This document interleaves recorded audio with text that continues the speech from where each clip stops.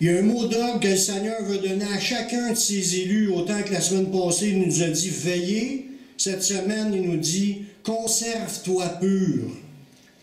Il faut comprendre, frères et sœurs, que ce n'est pas des farces, c'est ce qu'on va voir aujourd'hui. Le peuple de Dieu, sa principale caractéristique, c'est un peuple qui marche dans la sainteté, produit par le Saint-Esprit, bien entendu, par notre attachement, par notre vouloir obéir, oui, mais c'est un peuple qui marche dans la sainteté, dans la consécration. Puis nous devons nous conserver purs. Contrairement à ceux qui ne connaissent pas le Seigneur, vous allez voir, il y a des versets qui sont très clairs, vous allez comprendre ce que je veux en venir. Comment Dieu voit-il ta marche dans ce monde souillé et impur? Bonne question. On pourrait dire aussi, qu'est-ce qui nous distingue, nous, des autres, après avoir connu Jésus? Parce qu'on pourrait avoir connu Jésus, puis marcher encore comme le reste du monde, dans les impuretés, les souillures qu'on voit puis on entend à journée longue. Quelles sont les attentes de Dieu pour ses enfants? Jusqu'à où est-ce qu'il veut qu'on se consacre? Il y a des versets qui parlent de cela. Puis ça, c'est notre but, frères et sœurs. C'est un mot d'ordre. Il nous dit « Conserve-toi pur ». Il y a des moyens que Dieu a donnés dans sa parole pour pouvoir être purifié. Mais il a aussi donné des instructions, puis il faut les connaître. Parce qu'est-ce qui nous distingue, nous, d'un faux prophète? On a parlé des faux prophètes. Ils sont pas ci, ils sont pas ça, ils sont comme ci, ils sont comme ça. Mais si moi je suis pareil comme eux, qu'est-ce qui me distingue? Je suis peut-être un faux. Je pense que je suis vrai, mais je suis peut-être un faux. Il faut s'analyser, frères et sœurs. Puis le Seigneur, il y a autant vous allez le voir avec les versets, c'est un mot d'ordre, conserve-toi peu, mais il veut aussi nous amener là-dedans. Il veut nous aider. C'est pas automatique, c'est pas par nos forces, mais il faut vouloir s'enligner dans ce chemin-là. L'apôtre Paul, lui, son cœur, quand il pensait aux brebis, il y a une nouvelle brebis qui accepte Jésus, son cœur, il aimait tellement les gens, mais il était pleinement, 100% conscient de ce qu'il était en train de faire quand il amenait une âme à Jésus. Il nous le dit, il dit, le cœur de l'apôtre était d'amener chaque brebis à devenir une vierge pure pour la présenter au Seigneur. Il y a un travail là-dedans, ça ne se fait pas instantanément. Vous allez comprendre. 2 Corinthiens 11, 2, ça nous dit cela. Paul, il dit, « Je suis jaloux de vous d'une jalousie de Dieu, parce que je vous ai fiancé à un seul époux pour vous présenter à Christ comme une vierge pure. » Quand vous pensez que Paul parlait, il veut les présenter, ces chrétiens-là, comme une vierge pure. Quand Paul parle de faire cela, il parle-tu quand il amène les gens à Jésus? Mais non, ces gens-là étaient déjà à Jésus. Il parle qu'un jour, il va les présenter à Jésus. Lorsque Jésus viendra et ramassera son Église, chaque personne, individuellement, va se présenter devant le Seigneur. Moi, je vais avoir à me présenter devant le Seigneur. Chacun de vous, vous allez le voir, les yeux dans les yeux, puis vous allez vous présenter devant le Seigneur. Puis ça, c'est il dit, pour vous présenter à Christ comme une vierge pure. Le Seigneur se cherche une épouse. L'Église du Seigneur, c'est la future épouse du Seigneur. Dans l'histoire qui va se dérouler après qu'on quitte ce monde, il va avoir les noces de l'agneau, puis le Seigneur va se marier avec son Église, à ceux qui sont trouvés dignes. Tu as accepté Jésus à un moment donné, c'est correct, tu as passé par le lavage, tu es pardonné. Mais après ça, quand tu vas arriver à la fin de ta vie, tu vas être encore une vierge pure, ou tu vas être une vierge souillée, impure, tout sale, parce que pur puis impur, c'est sale, taché par nos péchés, nos souillures, les choses qui nous entourent, ce qui est impur. On a à se présenter comme une vierge pure, puis il veut nous présenter comme une vierge pure, Paul, puis il a donné ses instructions dans la parole de Dieu pour qu'on y arrive. Puis moi aussi, je veux que vous vous présentiez devant le Seigneur comme des vierges pures. C'est pour ça qu'il ne faut pas avoir peur de prêcher la sanctification. C'est le processus de devenir de plus en plus pur, consacré au Seigneur. C'est la sanctification. Il faut que l'Église marche dans la sanctification, dans le désir de vouloir se purifier, devenir pur pour devenir à être une vierge pure. Pensez-vous que le Seigneur va marier des prostituées? Non. Des vierges, mais qui se sont souillées avec d'autres esprits, d'autres dieux, des péchés. Elle arrive tout sale, puis plus vierge. C'est plus vierge. Ça, c'est du côté spirituel, bien entendu. On est tous mariés, c'est pas humainement parlant que ça parle, c'est spirituellement. Il faut qu'on soit consacré au Seigneur. Nous portons le titre d'enfants de Dieu. C'est vrai, ça. On est devenus des enfants de Dieu en recevant Jésus-Christ comme notre sauveur personnel. Mais à cause de cela, nous devons nous purifier. À cause de ce titre-là, un enfant de Dieu ne peut pas se permettre de donner l'exemple d'un enfant de Satan. Il ne peut pas marcher dans les voies, dans les traces des hommes et des femmes qui servent le diable. On est des enfants de Dieu. On représente Dieu sur la terre. Dans 1 Jean 3, les versets 2 et 3 nous dit, « Bien-aimés, nous sommes maintenant enfants de Dieu. » Wow, ça c'est super! On est des enfants de Dieu. Il n'y a pas aucune autre famille plus importante que la famille de Dieu. Tu peux avoir une famille terrestre, une belle famille terrestre, une bonne famille terrestre. Tu peux les aimer au bout. Mais ça va passer, ça n'existera plus, mutuellement. Cette famille-là n'existera plus. Celle qui va rester, c'est la famille céleste, la famille éternelle, la famille de Dieu, ceux que Dieu a adoptés pour être ses enfants. C'est extraordinaire qu'on soit devenu son enfant.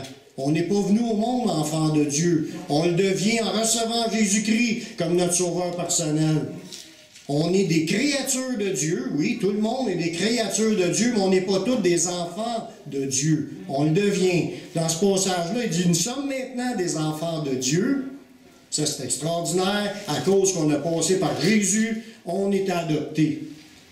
Et ce que nous serons n'a pas encore été manifesté, parce que le fait d'être un enfant de Dieu, ça va être extraordinaire, puisqu'on va avoir de l'air, mais qu'on soit rendu l'autre bord.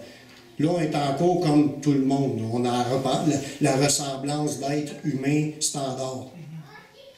Les enfants de Dieu, le corps qu'on va avoir l'autre bord, il y a des versets qui nous en parlent, comme dans Daniel. Ceux qui auront été sages et intelligents brilleront comme la splendeur du ciel. Et ceux qui auront enseigné la justice à la multitude brilleront comme des étoiles à toujours et à perpétuité. On va-tu avoir une petite différence d'éclat? On va-tu avoir une petite différence d'apparence? Il dit, nous sommes enfants de Dieu et ce que nous serons n'a pas encore été manifesté. Mais nous savons que lorsque cela sera manifesté, nous serons semblables à lui. On va être semblables à Jésus quand on va arriver au bord. Puis il y en a une vision de Jésus dans l'Apocalypse, au début des premiers chapitres de l'Apocalypse. Jésus, son apparence, son visage, il brille comme le soleil dans sa force. Ses yeux sont comme des flammes de feu. Allez lire ça, ça vaut la peine. Mais il dit, on va être semblable à lui. On va avoir des corps glorieux. Les anges, quand ils ont apparu, il y en a qui brillaient quand ils étaient ici sur la terre. Ils brillaient, comme un éclair. Mais si les anges brillent, les enfants de Dieu, ça va briller encore plus. Ça va être extraordinaire ce qui nous attend. On va être comme Jésus, mais qu'on arrive l'autre bord. Verset 3, il dit, « Quiconque a cette espérance de se retrouver là comme un enfant de Dieu brillant dans le ciel, quiconque a cette espérance en lui, se purifie comme lui-même est pur. » C'est là qu'on rentre dans « Tu dis que tu es content d'être un enfant de Dieu. Amen. Moi aussi, je suis content d'être un enfant de Dieu. Je suis content de faire partie de sa famille. Je suis content de ce qui s'en vient. J'ai hâte d'y aller. Et j'y crois à 100%. J'ai aucun doute. C'est autant que je sais que le meuble est là, je sais que ça s'en vient aussi. Mais il dit, quiconque a cette attente-là de se ramasser là, puis de vouloir ressembler à Jésus, doit aussi, ici, sur cette terre, se purifier comme lui-même Jésus s'est purifié. Comment Jésus s'est purifié? Il était sans péché. C'est le but. On n'a pas à viser un autre but que cela. Jésus ne pouvait même pas se permettre d'en faire un. Il dit, quiconque a la même espérance de se retrouver avec lui doit aussi sur cette terre marcher comme il a marché lui-même. J'ai pas gros d'amen. Gloire à Dieu. Chaque croyant, lorsqu'il vient au Seigneur repentant, il reçoit le pardon de ses péchés. Ça a coûté cher pour que nous soyons devenus purifiés, parce qu'on était tous déjà souillés, impurs. Là, on arrive à Jésus, puis il nous donne l'occasion d'être purifiés. C'est ce qu'on veut, devenir pur, mais il faut que tu passes par Jésus. C'est là que ça commence, le lavage, la purification. Puis le sang de Jésus nous a pardonné, nous a purifiés à cause de l'œuvre qu'il a faite. Regardez dans 1 Pierre 1,18. Ça a coûté cher pour qu'on devienne purifié. Il ne faut pas négliger cela. Ça a coûté la vie du Créateur. Il dit, sachant que ce n'est pas par des choses périssables, par de l'argent ou de l'or, que vous avez été rachetés de la vaine manière de vivre que vous aviez hérité de vos pères, mais c'est par le sang précieux de Christ, comme d'un agneau sans défaut et sans tache. À cause de son sang au Christ, on a maintenant la possibilité d'être racheté. Pourquoi qu'on avait besoin d'être racheté? On appartenait à qui? On appartenait à qui avant de venir à Jésus? Au diable. C'est pour ça que Jésus fallait qu'il paye la dette. On avait emmené notre âme au pawn shop. C'est ça que c'était comme la même image. Puis on devait payer une dette pour pouvoir sortir du prêt. Mais c'était plus que prêté, il était en plein contrôle. Notre âme, au départ, appartenait à Dieu, parce que c'est Dieu qui est le Créateur, c'est lui. Mais en obéissant au diable, on était déjà livrés. Ça a commencé à Adam et Ève, tout le monde est pareil, on est tous prônés au diable. Il a fallu que quelqu'un paye le prix pour qu'on sorte de là. C'est qui? C'est Jésus. Ça lui a coûté sa vie, son sang. Son sang était versé pour qu'il puisse payer le coût que ça coûtait pour qu'on puisse être racheté. Son sang, c'est super. Racheté, ça veut dire que non seulement il était à nous en premier, on était à Jésus en premier, pardon. On était à Jésus, on est tombé des mains du diable, puis là, il a fallu qu'il nous rachète, qu'il repaye encore un autre prix pour nous ravoir. C'est pas avec n'importe quoi, c'est avec sa vie. À sa conversion, le croyant reçoit le Saint-Esprit. Fait qu'en plus de nous sortir du diable qui dominait sur nous, il nous donne le Saint-Esprit. Le Saint-Esprit, c'est pas un objet. C'est pas un objet banal. Le Saint-Esprit, c'est le Créateur lui-même, le Dieu Tout-Puissant, le Dieu 3 fois saint, qui décide de venir en nous. Puis là, notre corps est devenu un vase, un contenant qui contient la présence du Dieu 3 fois saint. Le passage que je vous ai lu tantôt dans Isaïe, juste le fait de voir la sainteté de Jésus, les anges qui criaient « Saint, Saint, Saint », c'était une scène incroyable, puis que là, tout tremblait. La terre tremblait à la voix de ces séraphins-là. Les portes branlaient dans leur fondement, dans leur penture.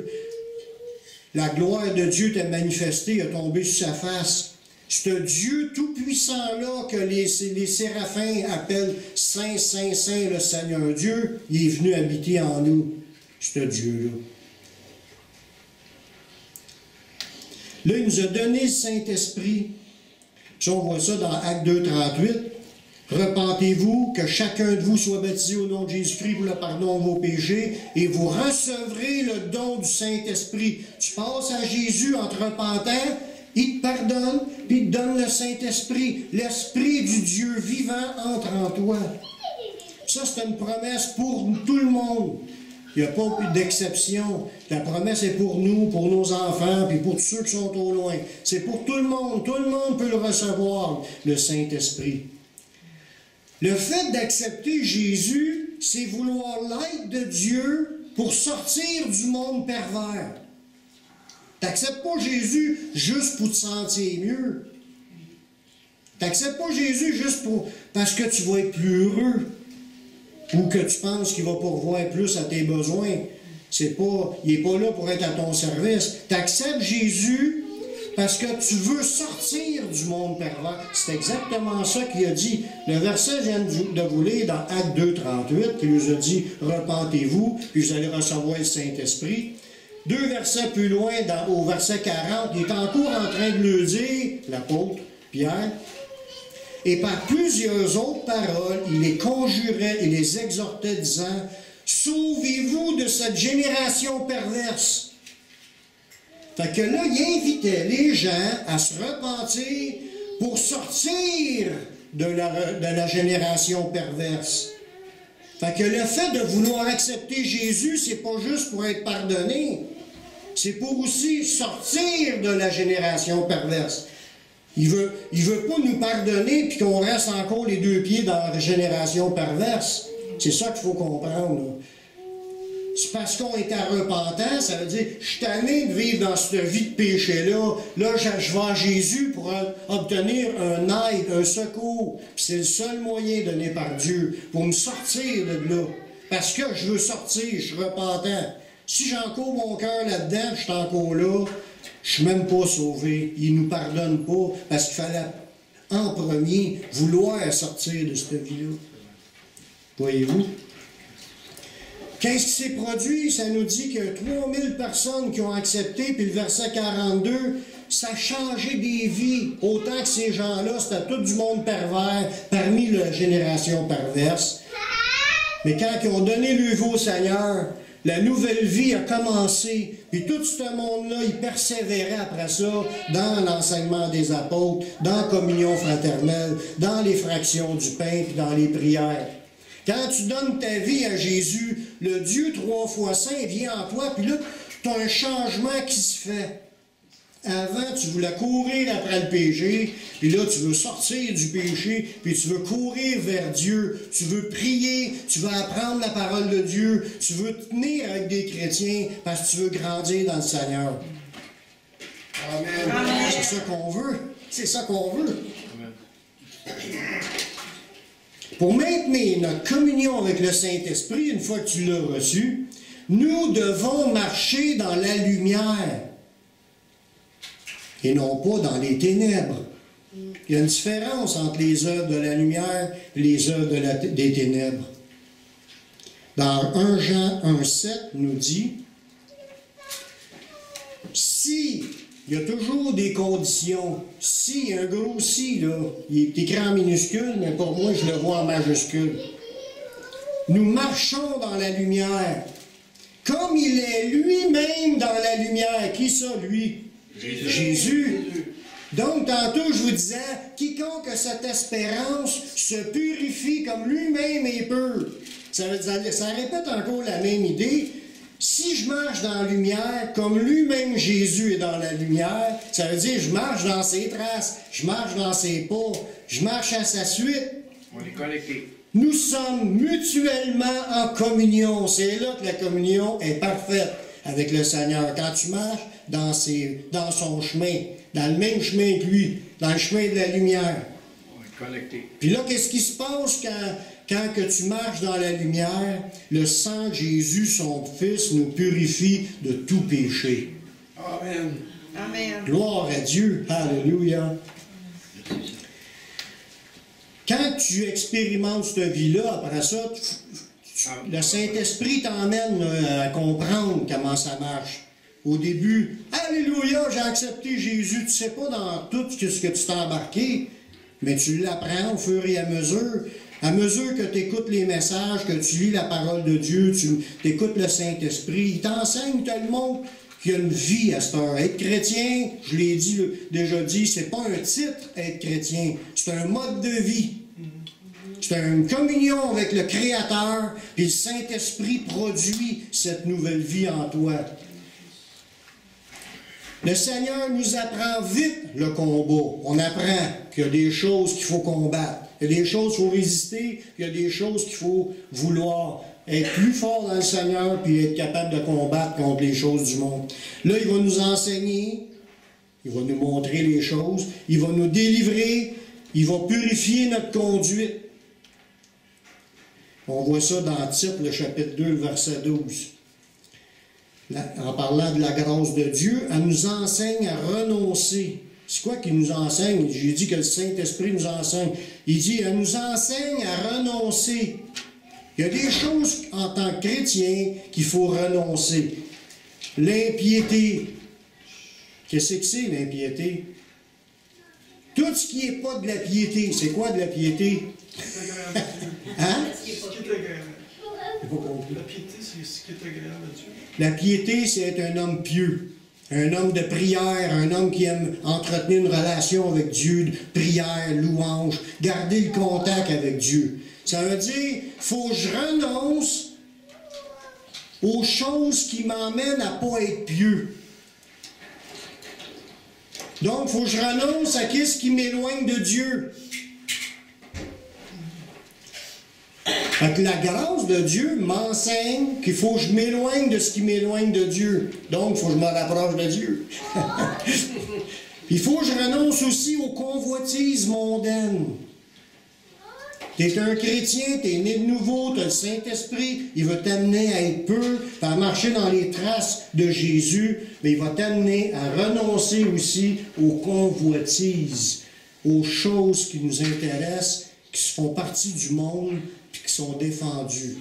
Je ne dis pas qu'il ne faut pas manger, qu'il ne faut pas boire un verre de bière. C'est pas le monde, ça, là. Mais quand tu te saoules, oui, c'est le péché, c'est de la débauche. Puis j'en ai pas parlé, mais un jour, je vais parler sur la sobriété. C'est aussitôt que le Seigneur va le permettre. Il faut résister aux convoitises mondaines, il faut renoncer aux convoitises mondaines et à vivre dans le siècle présent. Comment je dois vivre? Selon la sagesse, la justice et la piété, en attendant que Jésus revienne. C'est ça que ça nous dit au verset 13. Verset 14, Jésus s'est donné lui-même afin de nous racheter de toutes nos iniquités, puis de se faire un peuple qui lui appartient, purifié par lui et zélé pour de bonnes œuvres. Fait qu'on a de l'ouvrage à faire en tant que chrétien. Combattre, résister, refuser des choses, se laisser enseigner, poursuivre la piété, la justice, les choses sages qui vont me faire grandir, qui vont me garder dans les voies de Dieu. Puis le Seigneur va me purifier pour que je devienne purifié, pur, comme lui. Il va me sortir le péché de ma vie. Il va m'aider à m'en débarrasser pour que j'aie la victoire dans ma vie sur toutes mes iniquités, puis que je sois zélé après ça pour les bonnes œuvres. Il y a plein d'œuvres à faire dans ce monde. L'évangélisation, c'est une des premières. Aider les gens après ça, mais l'évangélisation, je pense, c'est une des meilleures, plus bonnes œuvres qui existent. Il n'y a rien de plus bon que de vouloir sauver l'humanité. Le travail de transformation après notre conversion, ça s'appelle la sanctification. La transformation après notre conversion, ça s'appelle la sanctification.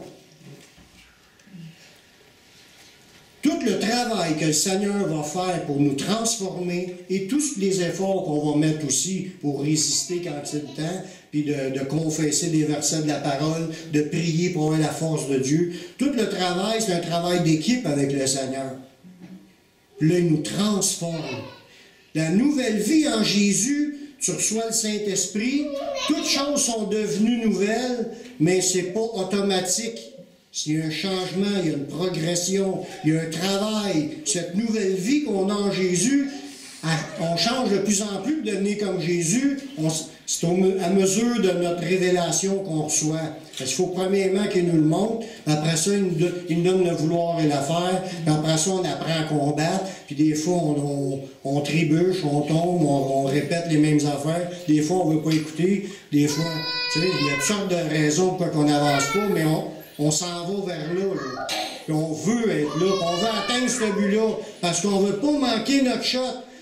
Pensez-vous qu'on a 2 chances pour rentrer? Quand tu joues dans une game, dans un jeu, dans un ordinateur, si tu perds, c'est extraordinaire. Tu payes sur le piton, tu recommences une nouvelle game.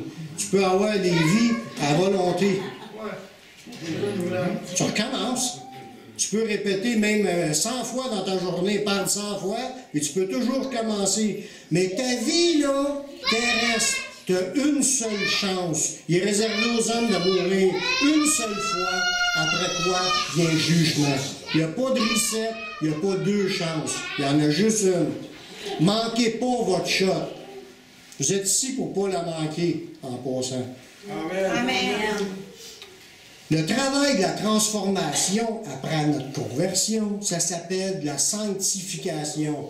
Devenir de plus en plus saint. Sanctification, ça veut dire devenir de plus en plus saint. Le mot saint veut dire consacré. Consacré à qui? À Jésus. À Jésus, à Dieu. Fait que tu veux devenir de plus en plus que toutes les parties de ta vie appartiennent à Dieu. Pas juste, oh Seigneur, je t'ai donné un coin de ma tête, là. Je pense à toi le dimanche. On va aller chanter le dimanche. Après ça, tout de suite en sortant, là, j'ai ma vie à vivre. Non. C'est l'ensemble de notre être qu'il faut que ça soit pour le Seigneur. Tout notre temps, toutes nos capacités, nos dons, on fait passer le Seigneur en premier. Fait que quand je retourne travailler le lundi, c'est pas pour travailler pour mon boss. Je vais travailler pour le Seigneur chez mon boss. Pas pareil. Je vis pour le Seigneur en premier. Je sers le Seigneur. Tout ce que je fais pour le Seigneur.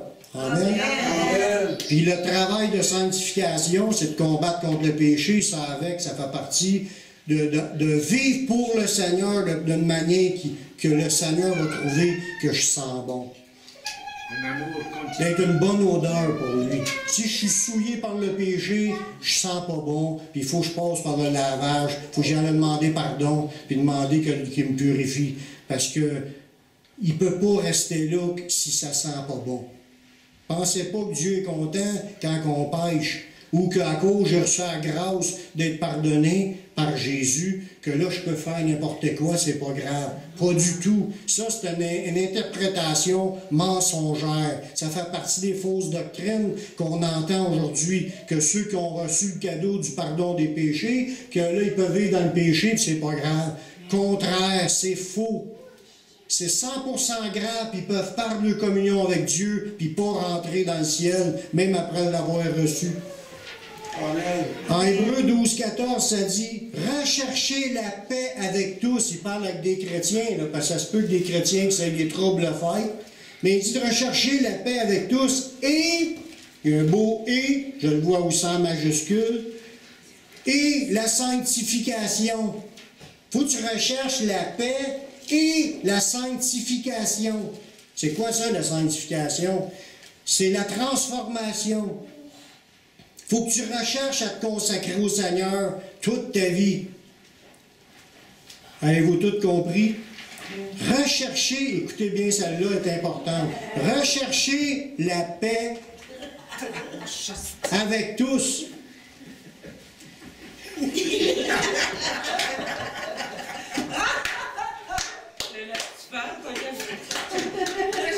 la paix avec tous.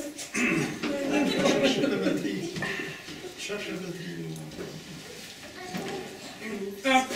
Non, Loulou. Là, c'est Daniel qui parle. Hein? C'est pas la maman. Le coche, oui. C'est correct, là. C'est un interlude.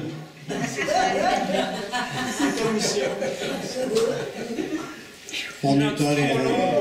il en dit trop long pour moi. Bon. On s'en fait pas avec ça, on n'est pas les premiers qui ont des enfants dans une église, on n'est pas les derniers. C'est tout à fait. Hébreux 12, 14, écoutez bien ça-là. C'est ton âge. Recherchez la paix avec tous et la sanctification. C'est le devoir des chrétiens de rechercher à être saints, peu comme le Seigneur, consacrés au Seigneur, sans laquelle, la sanctification, si tu n'as pas la sanctification, personne ne verra le Seigneur. C'est écrit, c'est pas moi qui l'ai inventé. Tu veux voir le Seigneur? Deviens saint. Consacre-toi au Seigneur. Accepte d'obéir quand il te montre de quoi. Il faut que tu avances avec le Seigneur. Il va changer ta vie, mais il faut que tu acceptes. Le plus gros combat que le Seigneur a, c'est avec notre volonté. C'est ce qui est le plus dur pour nous, quand il nous montre de quoi, de dire oui. Parce que quand tu as donné ta vie au Seigneur, des fois, il veut couper des branches qui sont inutiles dans ta vie, mais il faut que tu apprennes à dire oui. Faut que tu deviennes un yes man. Paul avait compris, puis il reconnaissait que sa conduite était pure par la grâce de Dieu. C'est ce qu'il nous dit dans 2 Corinthiens 1,12. Car ce qui fait notre gloire, c'est ce témoignage de notre conscience que nous nous sommes conduits dans le monde, et surtout à votre égard, avec sainteté et pureté devant Dieu. Non point avec une sagesse charnelle, mais avec la grâce de Dieu. Pas parce que Paul était meilleur que les autres, mais à cause qu'il s'est accroché au Seigneur, la grâce de Dieu l'a amené à vivre dans la sainteté et dans la pureté dans sa conduite avec les autres. Il était un exemple. Il était pas un des premiers convertis, mais dans les, mettons, dans les 6 000, 7 000 premiers convertis. Écoutez bien les quelques versets que je vais vous rajouter. Pour être pur, on veut être pur. On a passé à Jésus, on est devenu pur. Disons, pour se conserver pur. 1 Timothée 5, 22. Il ne faut pas participer au péché qui nous entoure, le péché des autres. Paul, il parle à Timothée, puis là, il dit n'impose pas les mains à personne avec précipitation. Et ne participe pas au péché d'autrui. Toi-même, conserve-toi pur. Pourquoi vous pensez qu'il mentionne le péché d'autrui? Quand tu vois du monde faire quelque chose, c'est bien plus tentant. Tu vois quelqu'un, là, c'est facile de se faire entraîner. Oh, as-tu vu? Elle m'offre d'y aller. Là, tu vois quelqu'un qui t'offre d'y aller avec elle, puis d'en profiter. C'est du péché. Participe pas à son péché. Il faut que tu sois capable de te conserver pur. Ça dit, participe pas au péché des autres. Si un autre, c'est un voleur, puis là, il te montre tout l'argent qu'il a ramassé. Toi, tu dis, hey, c'est un bon moyen d'en faire rapidement. T'embarques dans son affaire, tu viens de participer à son péché. Tu vois du monde prendre un coup, fumer de la drogue. Oh, on est in, nous autres, on est à la mode.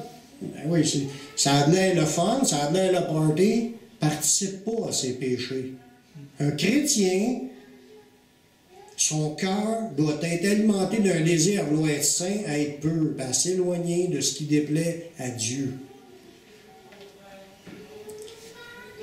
La pureté, pour se conserver pur, ça commence où? Ça commence dans nos pensées. Qu'est-ce qu'on pense dans une journée? Quand il y a des mauvaises pensées qui embarquent, qu'est-ce qu'il faut faire avec? Il faut les chasser. Il faut les chasser. Le diable... Dieu qui nous aide. Oui, le diable nous en met, notre mémoire nous en met, parce que des fois on se rappelle de nos péchés qu'on a faits. Ça revient comme une tentation. Notre chair peut avoir le désir de recommencer une chose qu'elle avait déjà faite. Mais dans nos pensées, c'est là que ça commence, la pureté. Il faut garder nos pensées pures. Si on a des mauvaises pensées, il faut chasser ça. Jésus n'avait même pas une seule mauvaise pensée. Toutes les pensées qu'il y avait, c'était les pensées de Dieu. Dans Philippiens 4:8, ça nous dit au reste, frères, que tout ce qui est vrai, tout ce qui est honorable, ce qui est juste, ce qui est pur, tout ce qui est aimable, tout ce qui mérite l'approbation, ce qui est vertueux et digne de nos louanges, soit l'objet de vos pensées. Tous ces attributs-là, il faut que ça soit l'objet de nos pensées. Des choses peu, on va le répéter, trop bon. Tout ce qui est vrai, tout ce qui est honorable, ce qui est juste, ce qui est pur, tout ce qui est aimable, ce qui mérite l'approbation, ce qui est vertueux, digne de nos louanges, soit l'objet de nos pensées. C'est là que ça commence la pureté. Si on entretient des pensées impures, pensez pas que vous êtes en train de marcher dans la pureté. Il faut combattre, résister, chasser ça. Il faut remplacer nos pensées par d'autres choses. Moi, quand j'ai des mauvaises pensées, il y a une secousse dans ma vie, je me secouais la tête pour changer d'idée. Mais tu peux remplacer ça par un chant. Commence à chanter un chant du Seigneur. Tu n'auras plus de mauvaises pensées. Gardez vos pensées en Jésus-Christ, en la parole de Dieu. Méditez la parole, méditez un verset. Tout ce qui fait partie de Dieu est saint. Puis ça va nous garder dans la sainteté. Nous devons rejeter ce qui vient de ceux qui sont souillés. Quand il dit « participe pas au péché d'autrui », mais eux autres sont souillés et impurs. Il nous disait tout à l'heure « sortez de cette génération perverse ». C'est la corruption. Ils sont étrangers de la vie de Dieu. Ils ne savent pas comment faire pour marcher d'une manière sainte. Fait que si on rencontre des gens qui nous proposent des choses qui sont impures, perverses, rejetons cela. Dans Tite 1,15, ça nous dit « Tout est pur pour ceux qui sont purs, mais rien n'est pur pour ceux qui sont souillés et incrédules. Leur intelligence et leur conscience sont souillées. » Quand Dieu voit les gens dans ce monde, il ne voit que des gens qui ont l'intelligence impure et souillée. Pourquoi? Parce qu'ils n'ont pas été purifiés par le sang de Jésus. À cause de leur ignorance, à cause peut-être qu'ils se sont endurcis, qu'ils ont refusé, peu importe la raison. Ils pourraient être purs eux autres aussi. Mais si on choisit d'être impurs, nous, il faut faire attention de ne pas tomber comme eux. Parce que nous, on veut rentrer. Toute notre conduite doit être sainte. Dieu juge les gens sans exception de personne. Il ne fera pas d'exception. Ah, ben toi, Daniel, à cause que tu t'appelles Daniel, ben, je vais passer par-dessus tous tes péchés, puis ça ne me dérange pas. Non, non, ça ne marche pas de même. Dieu ne fait pas d'exception. Dieu, il est juste. S'il a déclaré des choses, c'est pour tout le monde. Puis Jésus s'est soumis à ces règles-là, puis lui, il a marché la vie de sainteté. Moi, si je veux le suivre, je dois me soumettre aussi aux règles du Seigneur, puis me marcher moi aussi sur ses traces, marcher dans la sainteté. 1 Pierre 1,15 pour nous dire cela, il nous dit, puisque celui qui vous a appelé est saint, avez-vous reçu l'appel du Seigneur? Vous a-t-il parlé dans votre cœur pour vous montrer qu'il est mort sur la croix, pardonner vos péchés? Il vous a-t-il attiré à aller au Seigneur pour être pardonné? Mais celui qui nous a appelés est saint. 3 fois saint. Puisque celui qui vous a appelé est saint, vous aussi soyez saints dans toute votre conduite. Vous aussi soyez saints dans toute votre conduite. Selon ce qui est écrit, vous serez saints car je suis saint. Puis si vous invoquez comme Père celui qui juge l'œuvre de chacun sans exception de personne, conduisez-vous avec crainte pendant le temps de votre pèlerinage.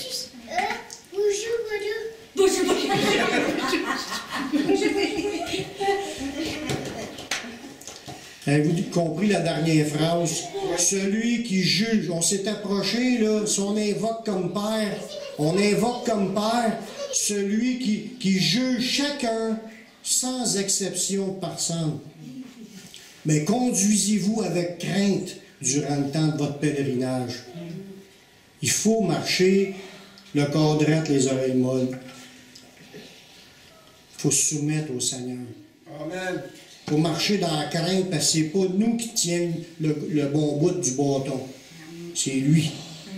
Nous autres, on veut obtenir sa grâce, on l'a choisi, on l'a pris, mais avec sa grâce, il y a un chemin à rester fidèle.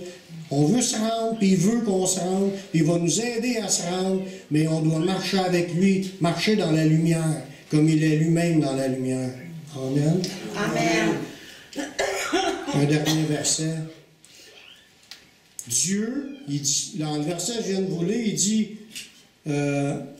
si vous invoquez comme Père Dieu, celui qui juge sans exception personne, si on l'invoque comme Père, ça veut dire qu'on l'appelle Père, qu'on se croit ses enfants. Donc, c'est un devoir en tant qu'enfant de marcher d'une manière qui plaît à notre Père.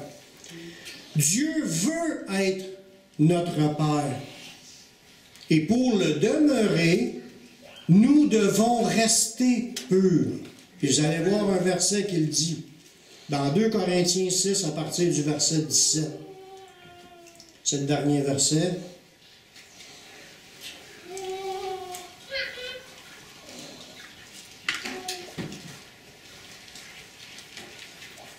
Ça va jusqu'au verset 7, chapitre 7, verset 1. C'est pourquoi, là, je n'ai pas lu ce qui était avant, je vais vous le lire la semaine prochaine, parce que la semaine prochaine, on va avoir une suite d'aujourd'hui.